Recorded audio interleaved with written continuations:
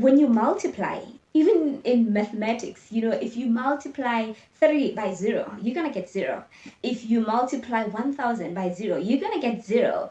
This is to say, or this is to signify that anything multiplied by 0 is 0.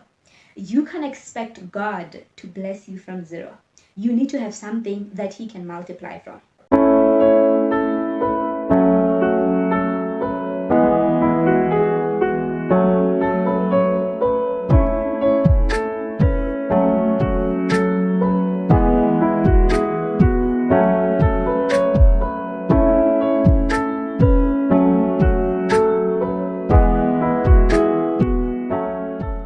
Hi guys, welcome back to my channel.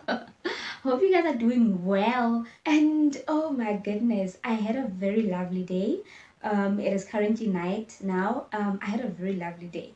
All the messages, all the texts, all the calls, I really appreciate it. I always say that your birthday is one of the days which shows you how much you appreciate it. It shows you how much of an impact you're making in other people's lives. And it's so humbling, honestly, for someone to say, I am not gonna sleep, I'm waiting for 12 o'clock, to call this person and wish her a happy birthday. That is so humbling, and my heart is just filled with joy and gratitude. I don't know, like I usually say, your birthday reminds you of your purpose. It represents the creation of a purpose, and I'm not necessarily saying that your purpose was created on that day. Obviously, it was created way before you were even conceived. But you being born on that day, or by the virtue of you being born on that day, represents a significance of a certain purpose. It represents the creation of purpose. So that brings me to my message, which is, what do you have in your hands? The title, what do you have in your hands?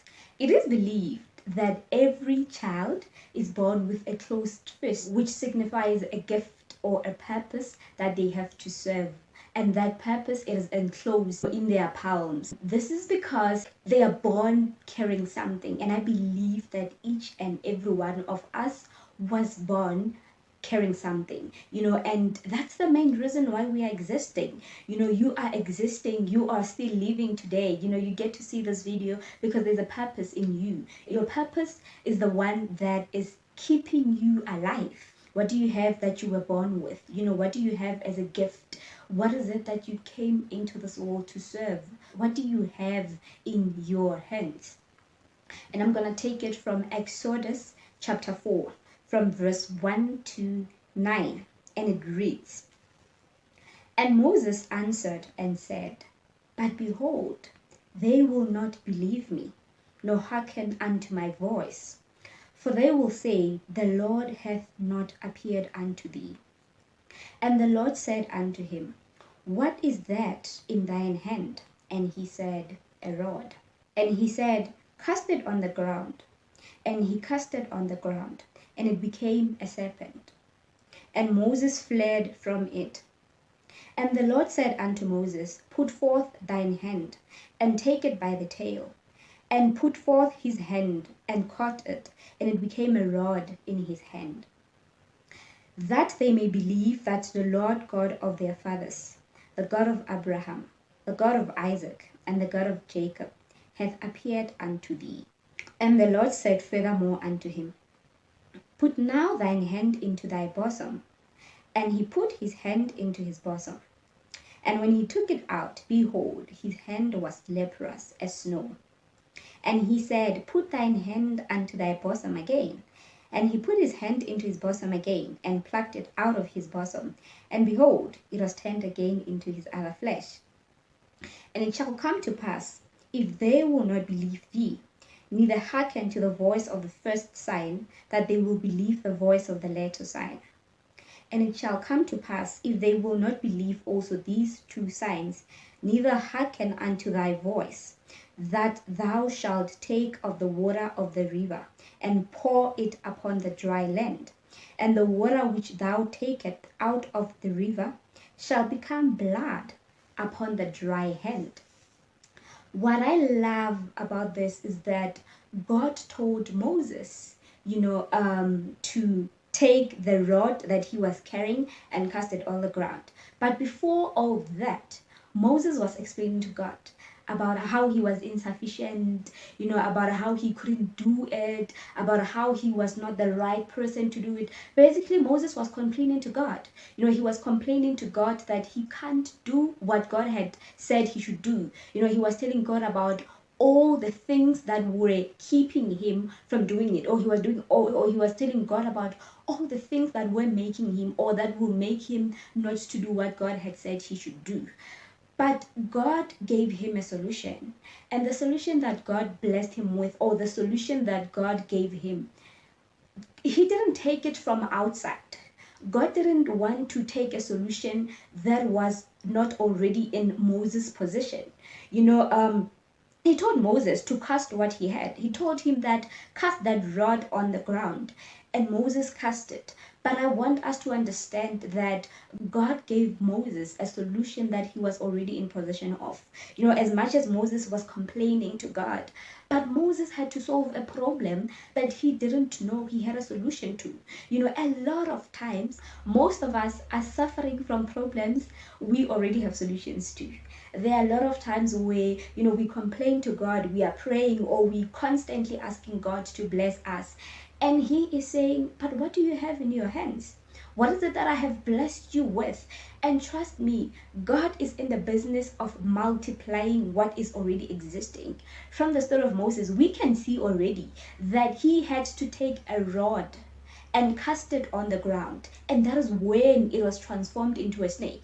He had to take his hand and put it into the bosom, and that is when it was turned, into leprous. That is why he had to take water from the river and it was turned into blood. I want us to understand that God had to turn what already was into something. God had to use what was already in existence. God multiplies what already is. God multiplies what is already in existence. He doesn't create out of nothing. God creates out of something. Everything that we see that is in existence, God created it out of something. God didn't create the world from nothing. He created it from something. God does not create out of nothing. I am still repeating. And I want us to understand that this is how God works. If you want God to multiply you, if you want God to multiply things in your life, if you want Him to give you multiplication or something of that sort, you need to understand that God only creates from something. You need to give God something to create from. Every time we're complaining, we're praying, and we're saying, God is not blessing us, God is not doing things for us. I've been praying, but I'm not getting that. I've been applying, but I'm not. But one thing that we are realizing is that, or one thing that we are forgetting, or that we are not aware of, is that we always asking God to make a move in our lives, but we're not giving Him the platform. We're not giving Him the platform to bless us. We're not giving Him the platform to multiply from. Jesus prayed, and bread and fish was multiplied. But I want you to understand that that bread and fish that was multiplied from something.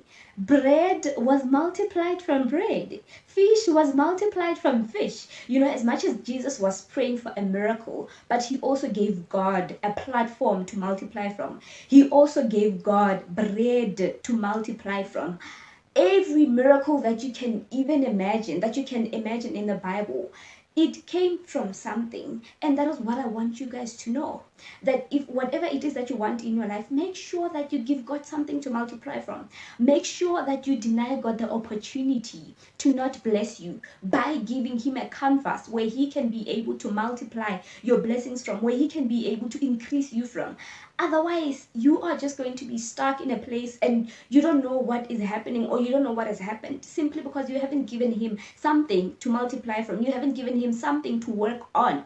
And this is what I am saying, guys. Give God something to work on. You probably have a degree, or you just recently graduated and things are not looking forward, things are not looking up, and you just asking yourself, but what am I gonna do? What is going to happen? I've been applying. Maybe Your calling is not to be employed. Start somewhere. Whatever it is that you want, start working on it. Whatever it is that you want God to help you with, my advice is that start working on it. Start. Just start. By starting, you are giving God a platform, you are giving God a background, you are giving God a canvas where He can work from. You are giving Him something to work from. But if you all you're doing is just praying and praying and praying, but you're not doing anything, trust me, you are going to wait for I don't know how long. I don't know how long. And what I'm saying today is that use what God has given you. Use what you came with, which was enclosed in your hands. You came with a gift. And I just want you to honor it. I just want you to be at a place where you understand that in order for me to receive a blessing from God, I need to give Him something to work on. I need to give Him something to work with. If I want God to multiply a certain thing in my life, I need Him. I need to give Him something to work on. I need to give Him something to work from. If I want to climb the academic ladder, I need to start studying. If I want to be successful, I need to start building something where He can bless me from. So don't just sit and say, I'm praying to God, He's going to bless me, when you're not doing anything.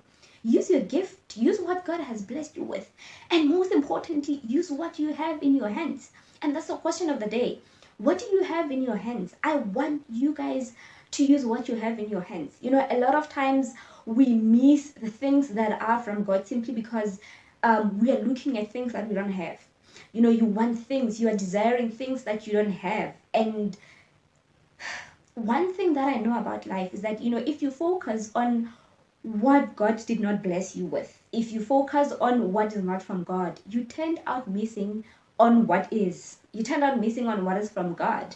The more you focusing on things that are not even in alignment with who you are, the more you focus on things that are not in alignment with your gift, the more you focus on things that are not in alignment with what you came in closing with your hands, the more you miss out on what is from God, the more you miss out, the more you miss the opportunity for God to multiply, what you already have. And I just want you, instead of complaining to God about things that you don't have, instead of complaining to God about what He's not blessing you with, what He's not giving, rather start with what He has given you with. Rather start with what you already have in your hands. Rather start with that one thing that you're good at, and see if God won't bless you. Start and let's see if God won't bless you. Start and let's see if God won't multiply it. And come and tell me, 3 months after you have started, not after you have prayed, after you have started with what God has blessed you with, and tell me how that has benefited you. You will see there will be so much growth. There will be so much multiplication. One person once said, um, you know, um, when you multiply, even in mathematics, if you multiply 3 by 0, you're going to get 0. If you multiply 1000 by 0, you're going to get 0. This is to say, or this is to signify that anything multiplied by 0 is 0. You can expect God to bless you from 0. You need to have something that He can multiply from. And thank you so much for watching. I really appreciate it. Toodles!